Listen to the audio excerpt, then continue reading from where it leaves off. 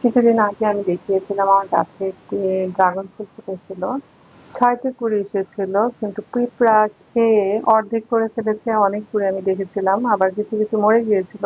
জানি না কেন, একটাই ফুল ফুটেছিল এবং একটাই সার্ভাইভ করতে পেরেছিল। এই যে ফল ধরেছে একটি, এর উপরেও কিন্তু কালো কালো যে দাগ দেখা যাচ্ছে, এগুলো পিঁপড়া খেয়ে অবস্থা কাহিল করে ফেলেছিল। এরপরে আমি যে সপ্তাহে ফুটবে ঠিক ওই সপ্তাহে ওই নীল রঙের পলিথিন দিয়ে বেঁধে দিয়েছিলাম, যাতে কোনো পাখির নজরে না পড়ে।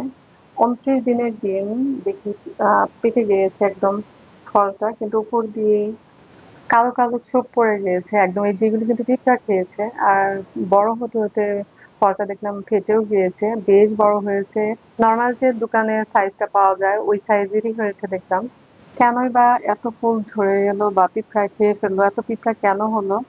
প্লিজ কেউ জেনে থাকলে জানাবেন। আমি ছোলানো ধরেও ভাবলাম যে কেটে দেখাই ভিতরটা কেমন হয়েছে। উপর দিকটা নষ্ট হয়ে গেলেও, খোসাটা নষ্ট হলেও ভিতরে কিন্তু একদম পরিষ্কার ছিল এবং খেতে এতটা অসাধারণ ছিল যে কেনা ফলের চেয়েও বেশি মজা লেগেছে আমার কাছে। গাছে আমি সবসময় অর্গানিক সারই ব্যবহার করে থাকি। আরো কোনো সার ব্যবহার করতে হয় কিনা তা জেনে থাকলে প্লিজ আমাকে জানাবেন।